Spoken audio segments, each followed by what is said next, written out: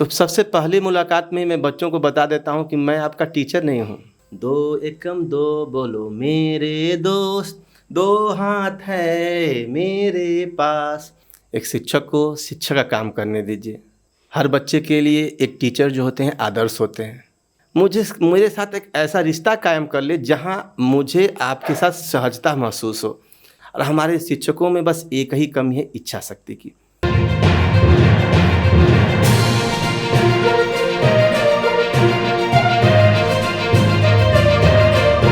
नमस्कार, मैं मनी पांडे और आप देख रहे हैं द एसपी प्रेस। शिक्षकों का हमारे देश में काफ़ी महत्व रखा गया है। जहाँ पे शिक्षक अगर गुरुदक्षिणा में अंगूठा मांग दे तो शिष्य चूकते नहीं हैं, वहीं पे शिक्षक भी ऐसे काम किए हैं जिनसे हमारे देश में आज आईएएस, आईपीएस, डॉक्टर्स कई पद भरे हुए हैं। तो उनमें कहीं ना कहीं शिक्षकों का काफ़ी हाथ रहा है। अगर एक शिक्षक पढ़ाता है तभी एक बच्चा आईएएस, आईपीएस, डॉक्टर्स या फिर अन्य कई पदों पे पहुंचते हैं। हमारे साथ आज धीरज जी मौजूद हैं और बिहार कैमूर में सिलौटा स्कूल में कार्यरत है, गवर्नमेंट शिक्षक हैं, हमारे साथ मौजूद हैं। तो इनसे आज हम लोग कुछ इनके जर्नी के बारे में बात करेंगे। नमस्कार सर। नमस्कार सर, हम पहले शुरुआत करेंगे कि जहाँ पे बच्चे पढ़ते हैं तो उनका ये रहता है कि हम आईएएस बनेंगे, आईपीएस बनेंगे, डॉक्टर बनेंगे। आपने ये फील्ड क्यों चूज किया? देखिए, शिक्षक होना जो है वो अपने आप में गर्व की बात होती है। और मैं जहाँ तक अपनी बात बताऊँ तो जब मैं एक विद्यार्थी जीवन में था तब से ही मुझे पढ़ाने का अवसर प्राप्त हुआ। और मैंने देखा कि किस प्रकार जो गरीब बच्चे हैं वो किस प्रकार मेहनत करके पढ़ाई करते हैं। मैंने भी मेहनत करते हुए अपनी पढ़ाई को जारी रखा। तो उन चीज़ों को देखते हुए मुझे ऐसा लगा कि शिक्षा ही वह क्षेत्र है, शिक्षक बनना ही वह कार्य है जिसके कारण मैं अन्य बच्चों को जो है शिक्षित करके उस मुकाम तक ले जा सकता हूँ जहाँ तक मैं पहुँच नहीं पाया या मैं पहुँच सकता था। तो मैंने इस क्षेत्र को चुना ताकि हम अपने बच्चों को एक ऊंचाई तक दे सकें शिक्षा क्षेत्र में। जैसा कि आपने कहा कि आप पहुंच नहीं पाए उस जगह पे, तो क्या आपका ड्रीम जॉब था कि आपको ये करना है? देखिए, मेरा सभी जैसे सभी का कुछ ड्रीम होता है वैसे मेरा भी एक ड्रीम था। मैं बैंक में जाना चाहता था, लेकिन परिस्थितियां उस अनुसार नहीं रहीं जिसके कारण मैं उच्च शिक्षा प्राप्त बहुत ज़्यादा करके बैंक की तैयारी करने के लिए दूसरे जगह जा सकूं। अफोर्ड नहीं कर पाया, मैं मेरे परिवार अफोर्ड नहीं कर पाया। इस वजह से मैंने जितनी भी शिक्षा अपनी हासिल की अपने शहर में ही रह के हासिल की। इस वजह से मैं उस क्षेत्र तक नहीं पहुंच पाया। फिर भी मैं आज शिक्षक हूं और मुझे गर्व है कि मेरे बच्चे उस स्थान को प्राप्त कर रहे हैं और कहीं अच्छे पद पे शामिल हैं। आप जब अपने स्टूडेंट लाइफ में थे तो आपके टीचर्स रहे ही होंगे। तो उन टीचर्स ने आपको इंस्पायर किया टीचर्स पर टीचिंग फील्ड में आने के लिए, या फिर आपने जैसे बताया कि आपका चॉइस था, तो उन टीचर्स से आप किस तरीके से मोटिवेट होते हैं कि देख के लगता होगा ना कि इनके जैसा बनना चाहिए काइंड ऑफ? जी बिल्कुल मनी जी, आप बिल्कुल सही बोले। हर बच्चे के लिए एक टीचर जो होते हैं आदर्श होते हैं। मेरे भी नज़र में कुछ हमारे शिक्षक जो थे, जैसा मैं नाम लेना चाहूँगा, हमारे मनोज कुमार श्रीवास्तव सर थे, प्रताप सर थे। उन लोगों को देख के बहुत ही अच्छा लगता था शिक्षक होना। और कई हमारे जो शिक्षक हैं उनको भी देखते थे तो उनसे भी मुझे मोटिवेशन होता था। तो उनको देखते हुए हम शिक्षक बनना चाहें और उनके माध्यम से ही मुझे शिक्षक आज होने का गर्व प्रदान है। क्योंकि अगर वो आज सर हमारे पास साथ नहीं होते तो आज हम शिक्षक नहीं होते, क्योंकि उन्होंने मुझे प्रेरित किया कि आप कर सकते हैं। आप भले स्टूडेंट हैं लेकिन आप चाहें तो पढ़ते हुए भी पढ़ाकर अपना जो है एक शिक्षा क्षेत्र में पहचान बना सकते हैं। जैसा कि आपने कहा कि आपके टीचर्स ने आपको मोटिवेट किया। हर शिक्षक पढ़ाते हैं क्योंकि उनका पेशा है, उनका वो जॉब है, उनको पढ़ाना ही है, तभी देश आगे विकास करेगा। लेकिन हर टीचर का एक वे होता है। हम लोगों ने आपका वीडियोस देखा है, आप जिस वे से पढ़ाते हैं वो काफ़ी अलग है। तो आप कैसे उस वे में खुद को कैसे ले आ पाते हैं कि बच्चों के साथ इतना घुल मिल के पढ़ाना है? जी धन्यवाद कि आपको मुझे मेरे वीडियो और मेरे पढ़ाने की शैली पसंद आई। देखिए, जिस तरह से हर बच्चे एक यूनिक होते हैं, जैसे हम कहते हैं शिक्षक कि हर बच्चा अपने आप में यूनिक है। कुछ न कुछ उसके अंदर एक खासियत होती है जो उसको औरों से अलग करती है। मैं बच्चों के साथ स्कूल में जब जाता हूँ तो सबसे पहली मुलाकात में मैं बच्चों को बता देता हूँ कि मैं आपका टीचर नहीं हूँ, आप मुझे अपना दोस्त समझें, अगर आप दोस्त नहीं बना सकते हैं, मेरे साथ एक ऐसा रिश्ता कायम कर ले जहाँ मुझे आपके साथ सहजता महसूस हो। आप मुझे अपना भाई बना लीजिए, आप मुझे अपना चाचा बना लीजिए, कोई एक रिश्ता मेरे साथ जोड़ लीजिए, जिससे क्या होता है कि जब बच्चा वो मेरे साथ एक रिश्ता बना लेता है, दोस्त का रिश्ता बना लेता है, भाई का रिश्ता बना लेता है, तो उसके साथ उस कार्य करने और बच्चों को पढ़ाने में मुझे पढ़ाना नहीं पड़ता। बच्चे खेल खेल के में, बातचीत में, बच्चे गीत के माध्यम से, किसी भी अन्य वे में जो है बच्चे वो सीखते हैं। बस यही एक खासियत है। हर शिक्षक को बच्चों के साथ शिक्षक की तरह नहीं व्यवहार करना चाहिए, बल्कि उसे उनके साथ एक रिलेशनशिप में बनना चाहिए, उनके दोस्त बन के करे रहें तो ज़्यादा अच्छा रहेगा। जैसा कि आपने कहा कि दोस्त बन के चलना चाहिए, अभी का जो एरा चल रहा है इसमें दोस्ती थोड़ी सी गलत दिशा में जा रही है। लोग गाली गलौज से बात करते हैं, या फिर अगर टीचर स्टूडेंट की बात करें तो कहीं ना कहीं अब बच्चे डिसरिस्पेक्ट करने लगे हैं, तो वो भी देखने मिलता होगा आपको। देखिए, एक कहावत है कि आप कीचड़ में अगर पत्थर फेंकिएगा तो कीचड़ आपके पास आएगा। तो आप जैसा व्यवहार बच्चों के साथ करेंगे, बच्चों का व्यवहार भी वैसा ही आपके साथ मिलेगा। अगर आप बच्चों से रिस्पेक्ट के साथ बात करते हैं, आप से बात करते हैं, जी से बात करते हैं, तो बच्चे कहीं ना कहीं हमारे समाज के मीडिया हैं। बच्चे घर पे सीखते हैं माता पिता से, विद्यालय में शिक्षक से सीखते हैं।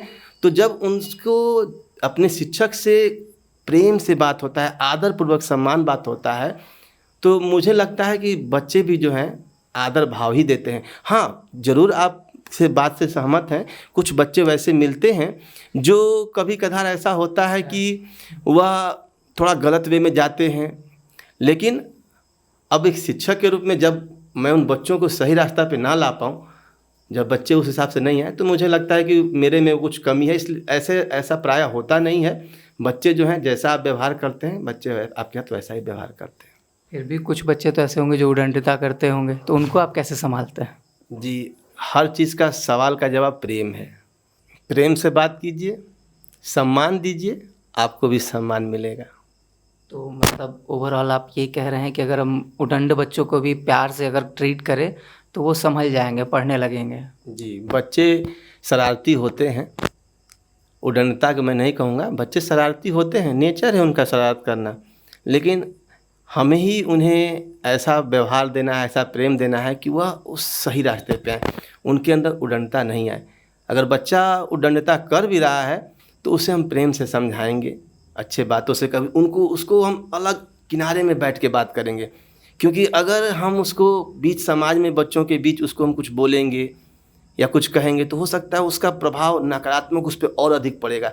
लेकिन अगर उसको हम अलग कहीं अगर साइड में करके समझाएं, प्रेम से बताएं, तो हमको लगता है कि अगर मैं आपसे भी प्रेम से बात करूं तो मेरे बातों का असर आप पर निश्चित रूप से होगा।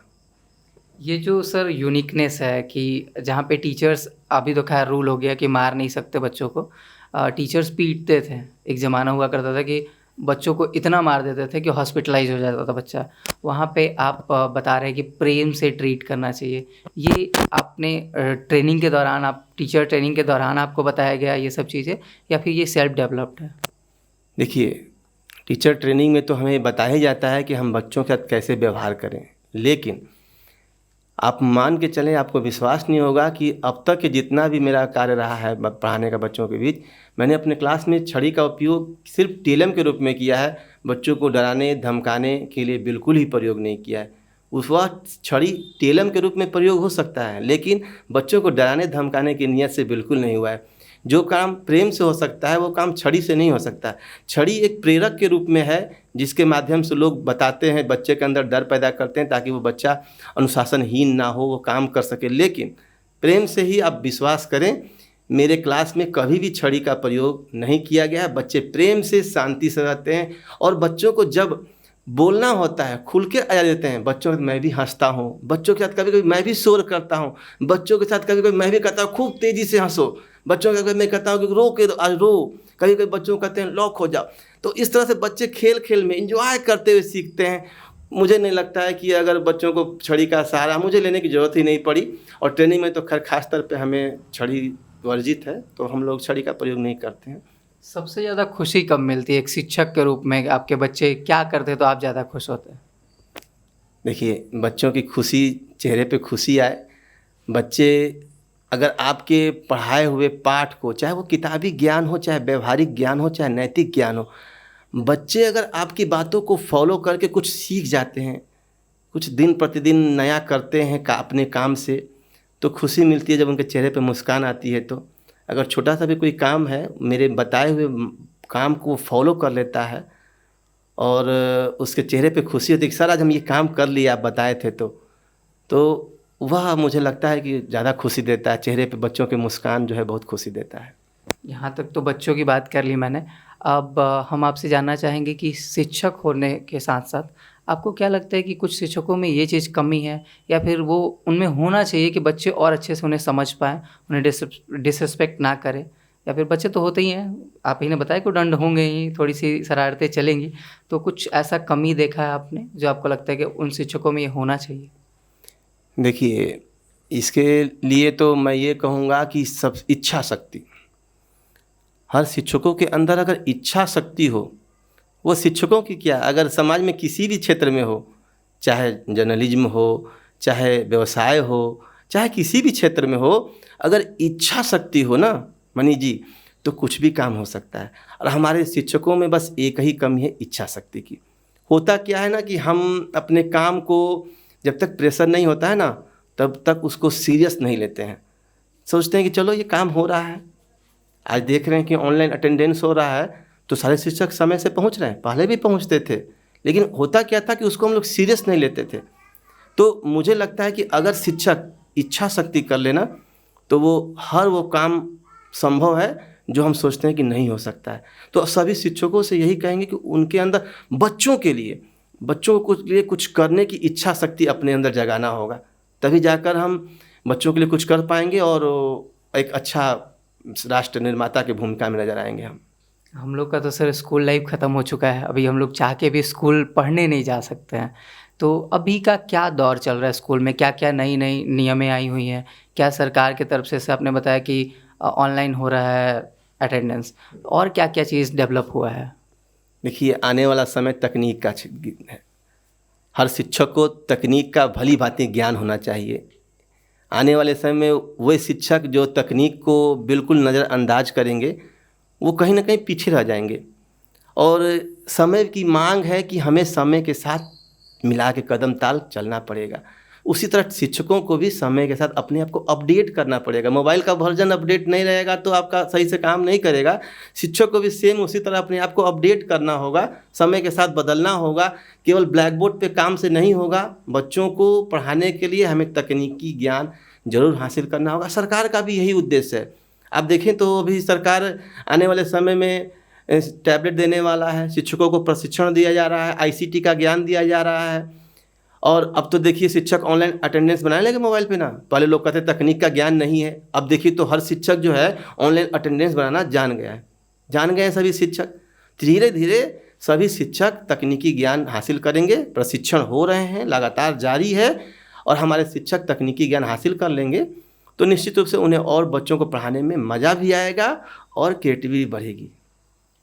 गवर्नमेंट जो व्यवस्थाएं देती हैं उसमें कोई डाउट नहीं है, बहुत सारी चीज़ें जैसे मिड डे मील, बहुत सारी चीज़ें प्रोवाइड करती है। पर वहीं पे कहीं ना कहीं एक शिक्षक को बीएलओ भी बना दिया जाता है। आप काउंटिंग करिए, इलेक्शन आता है तो खास करके बहुत सारे वर्कलोड दिए जाते हैं। आप मिड डे मील है तो उसके आप रजिस्टर्स कंप्लीट करिए। आपको नहीं लगता एक शिक्षक को सिर्फ पढ़ाना चाहिए? ये इन सारी चीज़ों से कहीं ना कहीं शिक्षक डिस्टर्ब हो रहे हैं, इस पर क्या विचार है? बिल्कुल, मैं आपसे सहमत हूँ। एक शिक्षक को शिक्षा का काम करने दीजिए, ना कि उससे कोई दूसरा काम लीजिए। मैं इससे बिल्कुल सहमत हूँ। शिक्षक के लिए शिक्षक का कार्य रहे, प्रेशर ना रहे, उन्हें स्वतंत्रतापूर्वक वो बच्चों को जिस वे में पढ़ाना चाहते हैं, मनोरंजन तरीके से, खेल खेल में, गीत के माध्यम से, कहानी के माध्यम से, वैसे स्वतंत्रता मिले। मुझे एक ट्रेनिंग में बताया गया था कि अगर एक तरफ मदारी वाला मदारी दिखा रहा है और आप क्लास में पढ़ा रहे हैं, तो आप उसका ध्यान कैसे मदारी वाला से हटाएंगे? तो मुझे उस मदारी वाला से बेहतर रोचक काम करना होगा अपने क्लास में कि बच्चों का ध्यान जो है उस मदारी वाले पे नहीं, मुझ पे रहे, उसका ध्यान मेरे पर केंद्रित हो। तो शिक्षक को शिक्षक ही रहने दें, बीएलओ या अन्य कार्य से मुक्त रखें। मैं इससे सहमत हूँ। जैसे आपने बताया कि मदारी से कुछ अलग करना पड़ेगा कि बच्चे अट्रैक्ट हों। बात करें अगर हिस्ट्री की, अक्सर इतिहास के क्लास में नींद आने लगता है, मुझे भी आती थी।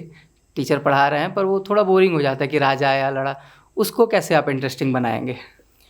इंटरेस्टिंग बनाने के कई वे हैं मनी जी। जैसा कि मैंने आपको बताया, गीत के माध्यम से, नाटक के माध्यम से, कहानी के माध्यम से उस कैरेक्टर को बच्चों के अंदर जीवित कर दीजिए ना। बच्चों को कभी कहिए कि आप रानी लक्ष्मीबाई बन कर आओ।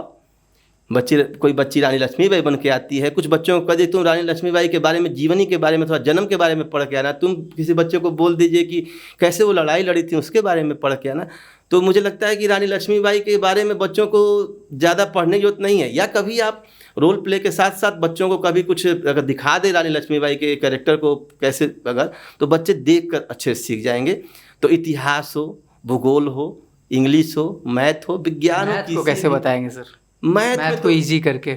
मैथ तो बड़ा आसान है। मैथ में तो और भी अच्छा लगता है। इंटरेस्ट कैसे ला पाएंगे बच्चों का? देखिए अभी मैं आपको बता दूं कि बिहार के तत्कालीन शिक्षा मंत्री विजय कुमार चौधरी जी के द्वारा मेरे गणित के कार्य को ही बहुत सराहना किया गया था और उनके द्वारा अपने फेसबुक पे और ट्विटर पे शेयर किया गया था कि देश को ऐसे शिक्षक की ज़रूरत है, पढ़ाने की इनकी कला बेहतरीन है। मेरे द्वारा किया गया था, बच्चों को पहाड़ा पढ़ाया जा रहा था और पहाड़ा जो पढ़ाना जा रहा था मेरे द्वारा, वह रटवाया नहीं जा रहा था। श्याम पट्ट पे जो है मेरे द्वारा अलग अलग चित्रकारी किया गया था।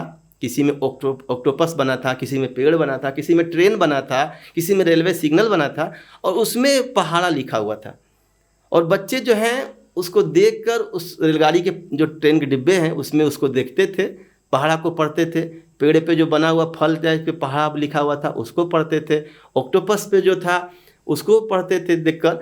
तो उसको आसानी से बच्चे जो हैं वो सीख गए। या खेल खेल में, कविता के माध्यम से गतिविधि में थोड़ा सा क्या होता है कि कभी कभी नृत्य, हाव भाव वो सब करते हुए बच्चों को बड़ा आसानी से सीख जाते हैं। गणितीय आकृति को भी हम बड़ा गीत के माध्यम से बच्चों को सिखा देते हैं तो बच्चे सीख जाते हैं। सर छोटा सा अगर उदाहरण पेश करना चाहे, छोटा सा अगर मान लीजिए हमको 2 का पहाड़ा अगर याद करना हो तो उसको आप कैसे इंटरेस्टिंग बनाएंगे? मनीष जी आपने अचानक मुझे 2 का पहाड़ा पूछ लिया है। तो देखिए अगर बच्चे को 2 का पहाड़ा मुझे अगर गीत के माध्यम से पढ़ाना होगा तो मैं उसको कुछ यूँ प्रस्तुत करूँगा। 2 एकम 2 मेरे बोलो मेरे दोस्त, 2 एकम 2 बोलो मेरे दोस्त, 2 हाथ है मेरे पास, 2 हाथ है मेरे पास। बच्चों बोलो 2 एकम 2 मेरे दोस्त, 2 हाथ है मेरे पास, 2 दूनी 4 बोलो मेरे दोस्त। बच्चे दोस्त है ना। 2 दूनी 4 बोलो मेरे दोस्त, 4 रुपए है मेरे पास, 4 रुपए है मेरे पास। कितने रुपए है मेरे पास? 4 रुपए है मेरे पास। कितना दूनी 4 होता है? 2 दूनी 4 होता है। तो 2 दूनी 4 बोलो मेरे दोस्त, 4 रुपए हैं मेरे पास, 2 3 6 बोलो मेरे दोस्त। अरे 2 3 6 बोलो मेरे दोस्त। कितना बोलना है? 2 3 6, 2 3 6 बोलो मेरे दोस्त। 6 दिन सप्ताह में पढ़ने को है। संडे तो छुट्टी का है ना बच्चा लोग, ऐसे ही बोलते हैं हम बच्चों को, संडे छुट्टी। 6 दिन पढ़ने को मेरे पास। कितने दिन है पढ़ने को मेरे पास? 6 दिन पढ़ने को है मेरे पास। 2 चौके 8 बोलो मेरे दोस्त, 2 चौके 8 बोलो मेरे दोस्त। 8 कचौड़ी खाने को मेरे पास, 8 कचौड़ी खाने को मेरे पास। ऐसे ही बच्चों को कुछ गतिविधि करवाते रहते हैं तो और प्रयास रहता है कि उसमें कुछ ऐसे चीज़ जोड़े जो बच्चों को पसंद हो। जैसे कचौड़ी खाने का जिक्र इसलिए किया गया क्योंकि बच्चे कचौड़ी पसंद करते हैं। ऐसे मानते हैं कि थोड़ा सा वो स्वास्थ्य के लिए नहीं, लेकिन थोड़ा सा उसको शामिल कर लिए, रुपए जोड़ लिए। पढ़ने के टाइम को एक दिन संडे बच्चे एंजॉय करते तो उसको हटा दिया गया। थोड़ा बच्चे उसमें जुड़े भी, केवल वो पढ़ा ही नहीं सीखें, उसको अपने से जोड़ कर देखें और उसमें जुड़े, इसका प्रयास रहता है। आमतौर पे शिक्षक गाना गवा देते हैं, जैसे सब साथ में गाओ, 2 एकम 2 2 दूनी 4, और बच्चे चिल्ला चिल्ला के गाते होते हैं।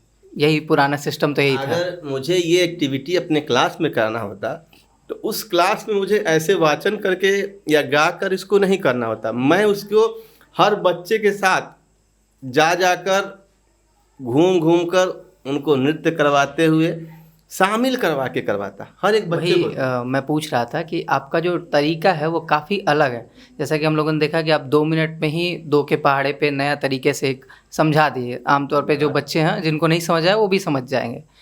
इसके लिए कोई अलग से तो आपको पेमेंट नहीं ही मिलती होगी, जहाँ तक मुझे उम्मीद है। तो उसको कैसे आप मैनेज करते हैं सेम पेमेंट में ज़्यादा वर्क करके? देखिए, मैं पहले भी आपको बताया, पेमेंट सबको वही मिलता है। विद्यालय सबके गवर्नमेंट स्कूल हैं और उतने ही अमाउंट सबको आते हैं जितना मेरे विद्यालय को आते हैं। पेमेंट मुझे भी उतना ही मिलता है जितना सभी शिक्षकों को मिल रहा है, मेरे साथ के जितने शिक्षक हैं। लेकिन इच्छा शक्ति का होना बहुत ज़रूरी है। मैं आपको बता दूं कि मैं अपने मासिक वेतन का एक हिस्सा हमेशा बच्चों के लिए रिजर्व रखता हूं। मैंने खुद से डिसाइड किया है कि मैं जितना कमाता हूं उसका एक हिस्सा मैं बच्चों के लिए रखूंगा। मैं उस पैसे का उपयोग बच्चों के में खर्च करता हूं। मैंने अपने ही पैसे से मासिक वेतन से बच्चों के लिए टाई, बेल्ट, आई कार्ड भी वर्तमान में मैंने बच्चों को दिया है। मकसद यही है कि बच्चों का पर्सनालिटी डेवलप करना। बच्चों के पर्सनालिटी को डेवलप करने के लिए मैंने अपने विद्यालय में टाई बेल्ट दिया। इसके अलावे सरकारी विद्यालय में सबसे पहले डायरी की शुरुआत मेरे द्वारा की गई। बाद में बिहार सरकार द्वारा भी उस कार्य को देखते हुए पूरे बिहार में डायरी बांटने का जो कार्य हुआ, बहुत सराहनीय कार्य हुआ, जिसकी शुरुआत मैंने खुद से की थी। इसके साथ साथ मैं एक संध्या क्लास से भी जुड़ा हुआ हूँ। वहाँ वंचित समुदाय के बच्चे हैं, मैं वहाँ भी संध्या क्लास में जाकर पढ़ाता हूँ। पढ़ाने के बाद उन बच्चों को मैं अपने तरफ से T shirt, bag, loser, copy, किताब, कलम, जो भी आवश्यकता की चीज़ है वो देता हूँ। और समय समय पर होली, दिवाली जैसे पर्व को जो है उन बच्चों के बीच जाकर साझा करता हूँ। तो मेरा ये मानना है कि अपने कमाई का एक हिस्सा बच्चों के लिए, जिस तरह से अपने बच्चों में खर्चा करता हूँ, मैं अपना पैसा खर्चा करता हूँ, कहीं ना कहीं उन बच्चों के साथ जितना ज़्यादा समय मैं बिताता हूँ, उन बच्चों के साथ लगाव है मेरा, कहीं ना कहीं वो मेरे बच्चों जैसे हैं। तो अगर उनमें मैं अपने वेतन का कुछ पैसा खर्चा कर देता हूँ और उनके चेहरे पे खुशी आती है तो मुझे बड़ी खुशी मिलती है। महंगाई का दौर है सर, यहाँ पे चीज़ें इतनी तेज़ी से महंगी होती जा रही हैं। आज अगर कुछ 5 का है तो सुबह होते ही वो 10 का हो जा रहा है। काफ़ी तेज़ी से महंगाई बढ़ रही है। इस बीच आपने कहा कि बच्चे भी मेरे ही हैं, आपके बच्चे 2-3 मैक्सिमम। स्कूल्स के जो बच्चे होते हैं उनकी तादाद बहुत ज़्यादा होती है। कैसे मैनेज करते हैं पेमेंट को उन बच्चों से हाफ करके, अपनी फैमिली को, बच्चों को कैसे मैनेज करते हैं? देखिए, हमारे स्वतंत्रता सेनानी, आज हम आज़ाद हैं, स्वतंत्र हैं, कहीं ना कहीं इनमें हमारे स्वतंत्रता सेनानियों का योगदान रहा है। अगर वे सिर्फ अपने परिवार के लोगों को देखते तो क्या ये देश आज़ाद हुआ रहता? तो सिर्फ अगर इस महंगाई को देखते हुए अगर मैं इतना स्वार्थी हो जाऊं कि उन बच्चों के लिए ना सोचकर मैं अपने लिए करूं, अपने बच्चों के लिए करूं, तो मुझे लगता है कि ये संभव नहीं है। और देखिए, महंगाई अलग है, अगर कुछ करने की इच्छा शक्ति हो तो कुछ भी किया जा सकता है। कहीं ना कहीं तो कटौती घर पे करना होता है, हो जाता होगा, तभी तो आगे का भी काम चल रहा है। अगर आप सिस्टमेटिक वे में हर महीने कुछ ना कुछ निकालेंगे तो निश्चित रूप से आपका वो परेशानी नहीं आएगा। अगर ऐसा हो कि हर महीने तो घर का बजट एक समान चलता है, कभी कभी ऐसा होता है कि कभी तबीयत खराब हो गया, कभी कुछ हो गया तो बजट गड़बड़ाता है। अगर आप निश्चित अमाउंट हर महीने अलग रख लेते हैं तो मुझे लगता है कि परेशानी नहीं होगी, क्योंकि बच्चों को अगर जो चीज़ मुहैया करवाना है, कोई चीज़ अगर, तो उसको एक बार प्रोवाइड किया गया। टाई बेल्ट मैंने दिया, एक बार दिया, तो वो बच्चे जो हैं यूज कर रहे हैं। उसी तरह समय समय पर जब हम मंथली टेस्ट लेते हैं तो बच्चों को सम्मानित करने के लिए मोमेंटो दे देते हैं। तो वो सब चीज़ें जो हैं इस महंगाई के दौर में भी, जैसे जब महंगाई बढ़ रहा है, सरकार के द्वारा वेतन भी तो थोड़ा थोड़ा बढ़ाया ही जा रहा है, ऐसा तो नहीं है कि वेतन वहीं पे है। तो मुझे लगता है कि थोड़ा थोड़ा उसमें से भी कटौती की जा सकती है। बच्चों के लिए थोड़ा, तो जब अपने बच्चों के लिए कटौती कर ले, माता पिता क्या करते हैं, अपने मन को मार लेते हैं ना। थोड़ा बहुत हम अपने भी किसी चीज़ को, फरमाइश को थोड़ा सा कम करके थोड़ा उन बच्चों को मैनेज कर देते हैं। अब तक आपने 2-3 स्कूलों में पढ़ाया होगा, तो वो बच्चे जो अभी जहाँ पे हैं आप, वहाँ से अलग होंगे। सेम बच्चे तो आपके साथ ट्रांसफ़र नहीं ही होते हैं, तो कैसे फिर आप उनमें स्विच करते कि अच्छा ये बच्चे भी मेरे ही बच्चे हैं अब? देखिए, सबसे पहले बच्चों से लगाव तो ज़रूरी है, ठीक है। बच्चों के अभिभावक के साथ भी ज़रूरी है संपर्क करना। मैं केवल बच्चों से नहीं जुड़ता हूँ, आपको पता होना चाहिए कि बच्चे से जुड़ने के साथ साथ बच्चों के अभिभावक से जुड़ना भी बहुत ही महत्वपूर्ण कड़ी है। हम दोपहर के लंच टाइम में हो कभी, या कभी स्कूल के बाहरी टाइम में क्या करते हैं, बच्चों के गार्जियन से मिलते हैं। बच्चा किस कारण से नहीं आ रहा है ये जानने का प्रयास करते हैं। बच्चा अगर किसी काम से अगर बदमाशी कर रहा है, उडंटा कर रहा है, तो प्रेम से समझाते तो ठीक है, उसके साथ साथ गार्जियन से भी मिलते हैं। और जब बच्चे का गार्जियन, बच्चे जब जानते हैं ना कि हाँ सर तो हमारे घर पहुंच जाते हैं, हमारे माता पिता से मिलते हैं, तो कहीं ना कहीं उनके मन में ऐसा आता है कि अरे ये तो फिर सर पहुंच जाएंगे।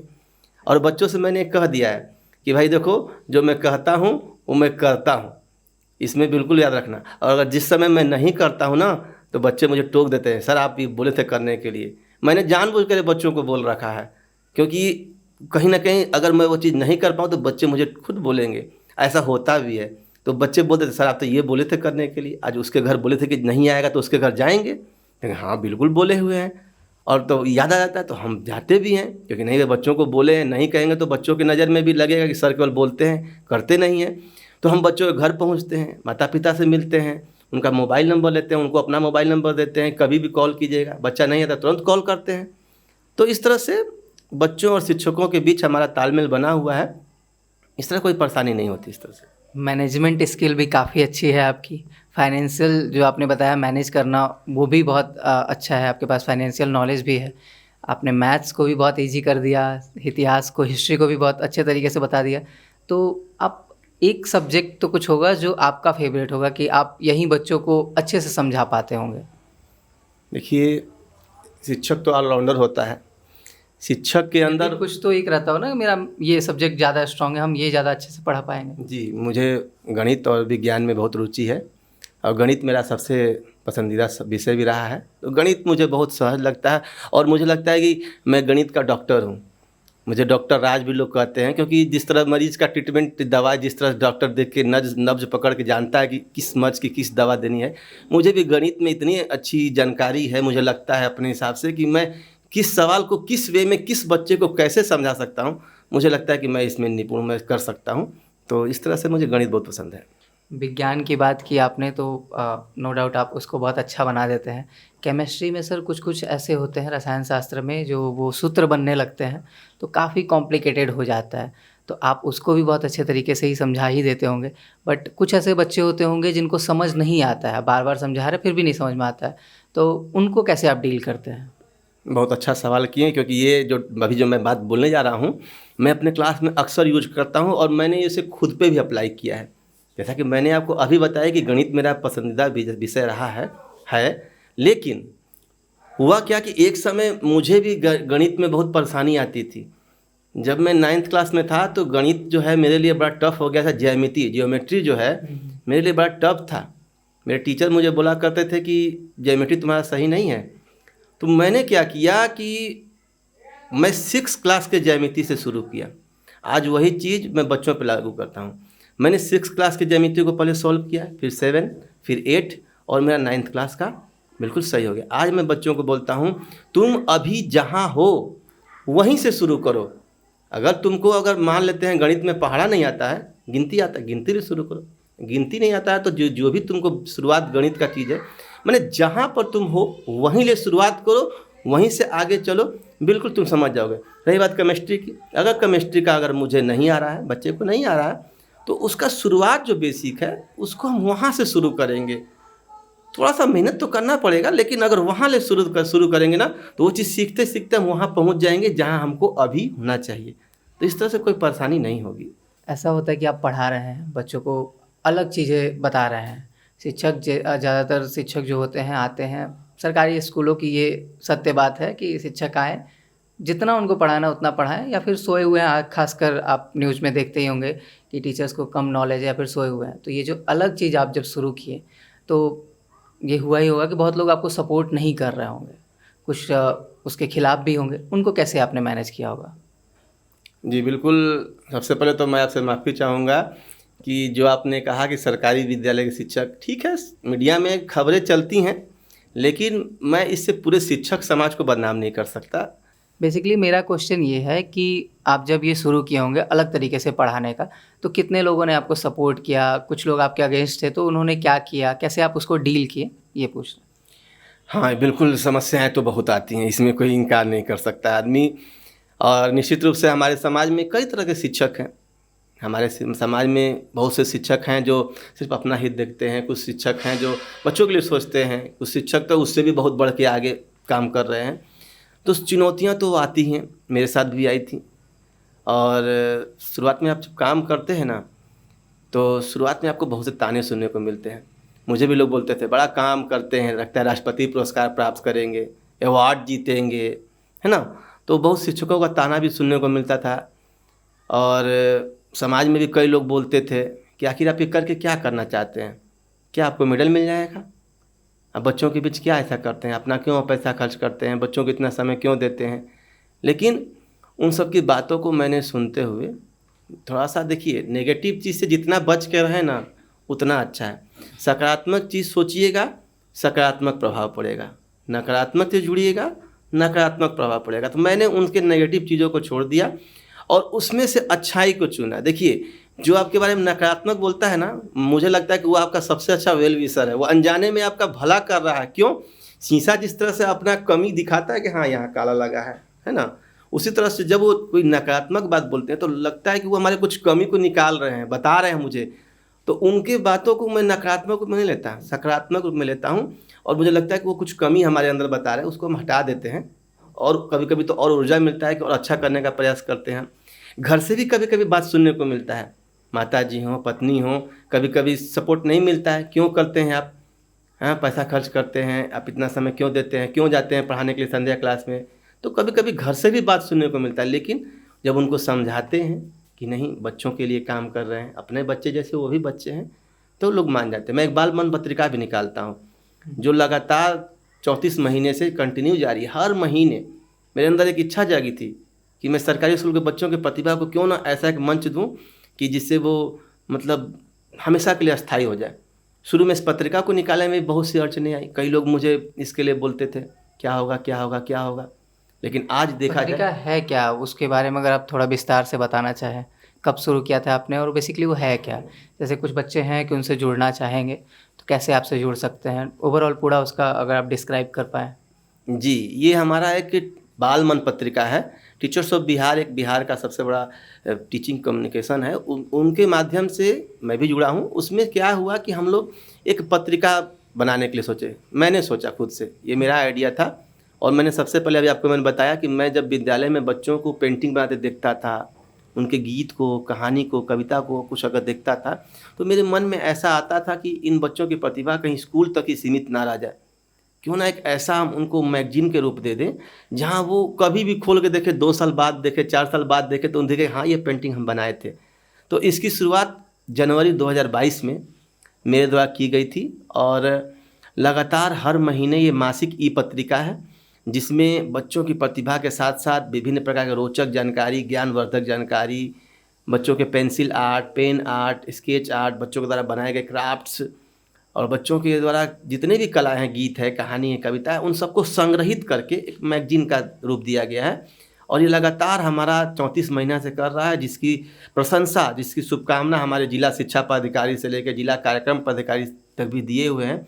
इसके साथ साथ हमारे SCRT पटना की ज्वाइंट डायरेक्टर रश्मि प्रभा मैम हैं, उनके द्वारा भी शुभकामना संदेश प्रेषित किया गया कि आप बच्चों के लिए इतना अच्छा कार्य कर रहे हैं, तो उनके द्वारा भी शुभकामना संदेश प्रेषित किया गया है।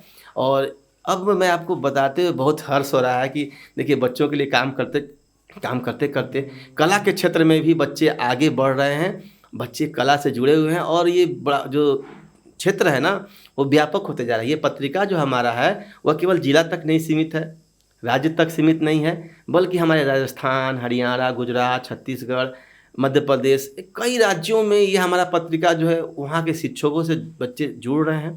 कई शिक्षक हमको कॉल करते हैं कि आपकी पत्रिका मुझे बहुत अच्छी लगती है, जुड़ना चाहते हैं। तो एक हमारा व्हाट्सएप ग्रुप बना हुआ है और फेसबुक पे भी ग्रुप बना है, उससे भी जुड़े हुए बच्चों का पेंटिंग, कविता, कहानी जितना भी प्रतिभा क्या है। नाम है उस ग्रुप का, क्योंकि बच्चे जुड़ना चाहें तो। जी, बाल मन पत्रिका, TOB बाल मन पत्रिका। ये फेसबुक पे है हाँ, फेसबुक और पे है, व्हाट्सएप पे जो व्हाट्सएप पे भी इसी नाम से है। तो व्हाट्सएप पे सर्च करने से तो नहीं आ पाएगा ना नंबर? अगर आप गूगल पे सर्च करेंगे धीरज सर भगुआ, तो मुझे लगता है कि वो मेरे बारे में विवरण भी आ जाएगा और उसमें बालमन पत्रिका का भी आ जाएगा। उसका लिंक है, मैं आपको अवेलेबल कर दूंगा। और इस पत्रिका में बहुत ही अच्छे तरीके से सारी चीज़ें संग्रहित हैं। जैसे आपने बातों बातों में बताया कि आपको अवार्ड के लिए ताने दिए जाते थे, बहुत सारे अवार्ड्स आपने जीते हैं। मैं अगर बताना चाहूँ तो कुछ छूट जाएगा, तो आप अगर खुद से बता पाएँ कि आपको कब कब कौन कौन सा अवार्ड मिला है? जी, अब तो शिक्षा के क्षेत्र में कार्य करते हुए बच्चों के द्वारा जो प्यार मिला है और हमारे जो बच्चे पढ़कर डॉक्टर, इंजीनियर और कई बड़े बड़े पद पे गए हैं, असली अवार्ड तो चलते फिरते वही बच्चे हैं हमारे। लेकिन अगर आप बात कर रहे हैं सम्मान और पुरस्कार की, तो पुरस्कार कर मुझे 2022 में राजकीय शिक्षक पुरस्कार सम्मान से पटना में तत्कालीन शिक्षा मंत्री के द्वारा किया गया है। उसके अलावा 2023 में मुझे जिले के वर्तमान जिला पदाधिकारी महोदय सावन कुमार जी के द्वारा भी सर्वश्रेष्ठ शिक्षक के रूप में पुरस्कार दिया गया है। इसके अलावा भी राष्ट्रीय स्तर पर मुझे कई पुरस्कार प्राप्त हुए हैं, जिसमें सरस्वती अवार्ड प्राप्त है, बाल रक्षक प्रतिष्ठान द्वारा भी मुझे दिया गया है, बाबिया फाउंडेशन के द्वारा दिया गया है, कई अन्य संस्थान द्वारा भी हमको जो है अवार्ड प्राप्त है, सम्मान प्राप्त हो चुका है। और इसके लिए कहीं ना कहीं हमारे बच्चे जो हैं इस सम्मान के हकदार हैं। कैसे खुद को मोटिवेटेड रखते हैं सर? इतना सब कुछ करने के बाद भी आज जो नेगेटिविटी है आपको घेरे रहता होगा, लोग आके बोलते रहेंगे क्या कर रहे हैं ऑल, तो उसको कैसे मैनेज करते हैं? देखिए, ताने तो सुनने ही मिलेंगे, यही ताने जो हैं आपको ऊर्जा देते हैं। लोग जितना ताना देते हैं ना कहीं वो चीज़ अगर याद रहता है तो वही चीज़ जो है, मैं ये नहीं कर रहा हूँ कि आप उसको दिल से लगा के चलें। लोग आपके बारे में अगर कुछ बोलते हैं तो आप उसको उस रूप में संजो के रखें कि मुझे इससे बेहतर करना है। जैसे कि मैंने आपको बताया, लोग मुझे ताना देते थे कि अवार्ड लेंगे, मेडल मिलेगा, तो कहीं ना कहीं मेरे मन में ये था कि मैं ऐसा कुछ करूं जिससे मेरे काम से मेरी पहचान हो। तो कहीं ना कहीं मुझे जो मिल रहा है लोगों का रिएक्शन, पॉजिटिव और नेगेटिव दोनों, वो दोनों रिएक्शन ही जो है मुझे और अच्छा करने का प्रेरणा देते हैं। सर एक आखिरी क्वेश्चन मेरा ये रहेगा कि बच्चों को अलग अलग तरीके से पढ़ाया जाता है, हर बच्चे के लिए अलग अलग तरीका भी आप रखते होंगे, उसके बाद भी अगर बच्चे ना समझे या फिर कुछ ऐसा लगे कि अब ये मेरे बस के बाहर जा रहा है, उनको कैसे आप डील करते होंगे? कभी कभी तो ऐसा हो जाता है, क्लास में हमारे डिफरेंट टाइप के बच्चे हैं, उन बच्चों को हैंडल करना थोड़ा सा टफ तो होता है शिक्षक के लिए, क्योंकि हर बच्चे हर क्वालिटी के साथ हैं। कोई पढ़ने में बहुत तेज़ है, कोई बच्चा कम है, कोई जल्दी सीखता है, कोई लेट से सीखता है, कुछ बच्चे नहीं सीखते हैं। तो थोड़ा उसके लिए हमें क्या करना पड़ता है कि बाबू थोड़ा लंच के टाइम हमको खाली समय में एक बार हमको टच कर लेना, बाबू मेरे पास आ जाना। उसको थोड़ा सा बोलते हैं, उसके ही स्वार्थ के बारे में थोड़ा बोलना पड़ता है। बाबू अगर तुमको सीखना है ना तो तुमको हमको थोड़ा सा समय देना पड़ेगा, थोड़ा सा तुम हमको खाली समय में मिल लेना, हमसे पढ़ लेना, हम तुमको बता देंगे, तुम हमको कॉल कर लेना, घर पे रहोगे सवाल बना नहीं आएगा तुमको कॉल कर लेना, हम तुमको बता देते। बहुत से बच्चे ऐसे हैं, अभी भी मैं बताऊँ आपको, कि कॉल करते हैं, वीडियो कॉलिंग से सब सवाल दिखाते हैं, सर देखिए तो पूछते हैं, जहाँ तक हो सकता है करते हैं, नहीं तो फिर क्लासरूम में उनको करते हैं या अलग से उनको बुला के करते हैं। धन्यवाद सर, हम भी चाहेंगे कि आप ऐसे ही मोटिवेटेड रहें और बच्चों को पढ़ाते रहें ताकि आपके जैसे शिक्षक और भी बने, बच्चे का भविष्य बने। धन्यवाद मनीष जी, आपका भी बहुत बहुत धन्यवाद, आपकी टीम का बहुत बहुत धन्यवाद, जिनके माध्यम से आज मैं अपनी बातों को आपके मंच के माध्यम से सबके बीच रख पाया। बहुत बहुत धन्यवाद आपका। तो सर का एक ही कहना है कि प्यार से हर कुछ हो सकता है और नेगेटिविटी से बचना ही एकमात्र हमारे पास ऑप्शन रह जाता है इस जीवन में आगे बढ़ने के लिए। ऐसे ही और अपडेट्स के लिए और खबर और इंटरव्यूज़ के लिए बने रहे हमारे साथ। धन्यवाद।